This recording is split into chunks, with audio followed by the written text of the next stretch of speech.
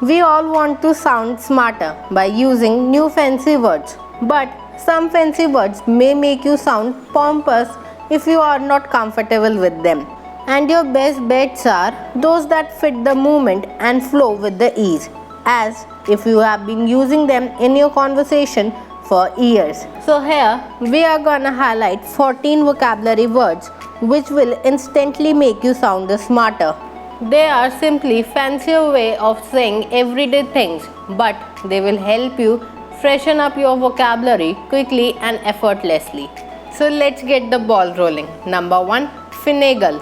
It means to use tricks and dishonest methods to get what you want, especially using devious methods. Finagle is a word with usually a negative significance, as it means to get something by being dishonest or tricking someone. For example, he finagled the bookstore clerk to get a student discount. Next at number 2 we have cloy. It means to become annoying or too much after seem pleasant or enjoyable at first. In short, it is used for someone who disgusts you with excessive of sweetness. For example, Sam's constant phone calls and overly gestures were enough to cloy the woman into saying that she didn't want to date him anymore. Next at number 3 we have sycophant. It is used for someone who praises powerful or rich people in a way that is not sincere, usually in order to get some advantage from them. For example, sycophants will rise to the top if a team is discouraged from giving frank opinions about work. Next in the list we have surmount. It means to deal successfully with a difficulty or problem, or to be on the top of something like a mountain or hill. For example, by taking a course in French, I hope to be able to surmount the language barrier when I move to Paris. Number 5, perturbed. It means feeling or showing great concern or mental or emotional upset. In short, it means feeling anxious or concerned about something. For example, she was so perturbed that she forgot to say goodbye to us. Let's get advanced. Instead of using perturbed, you can also use flurried, which means nervous and confused, especially because there is too much to do and you have less time. For example, she hoped he could not notice her pink cheeks and flurried manner. At number 6 we have hyperbole. It is a way of speaking, writing that makes someone or something sound bigger, better or more than they are actually. In short, it means exaggerated statements or claims that are not meant to be taken literally.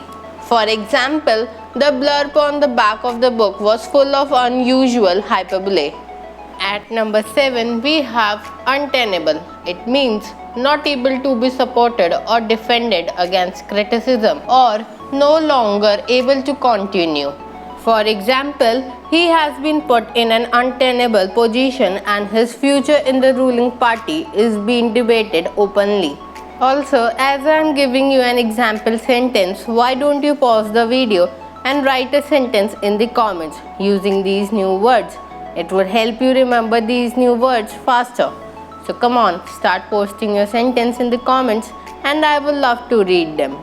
Next at number 8 we have jocular. It is used to describe someone who is happy and likes to make jokes and has good humor. For example, Michelle was in a jocular mood at her birthday party. Let's get advanced. Instead of using jocular, you can also use off the wall in some circumstances, where off the wall means that something is unusual and rather strange but in an amusing or interesting way. For example, Sam was known for his sometimes outrageous and often off-the-wall commentary. Next up at number 9 we have alamort. It means in a dying or half-dead state. That means depressed or dejected, as in one who feels half dead, which means you are in an insensible or motionless state with fear or confusion. For example, that 4-hour hike was so exhausting that I felt alamort by the time we got back to the car. At number 10 we have bravado. It means a show of courage, especially in an unnecessary and dangerous situation, to make people admire you. That means if you act with bravado, you are making a bold, showy statement intended to impress or intimidate. Also, nowadays the wildness once associated with bravado has been tamed to an overbearing boldness that comes from arrogance or a position of power. For example, it was an act of bravado that makes him ask his boss to resign. At number 11, we have pragmatic. It means a person who deals with things sensibly and realistically in a way that is based on practical rather than theoretical considerations. Also, a person who is pragmatic is concerned more with the matters of fact than with what could be or should be. For example, he made a pragmatic decision to settle the lawsuit because in the end it would cost more to try it in the court. Let's get advanced. Instead of using pragmatic, you can also use expedient for someone's action, as it means helpful or useful in a particular situation and without considering any moral caution that might influence your decision. For example, the management has taken a series of expedient measures to improve the company's financial situation. Next up at number 12, we have gracious. It means respectful, kind and pleasant towards especially someone of lower social status, and behaving in a pleasant, polite and calm way. For example, he was gracious enough to thank me for his food. Next at number 13, we have nefarious. It means evil or criminal. You can use this word to describe an activity and that will mean that it is wicked and immoral.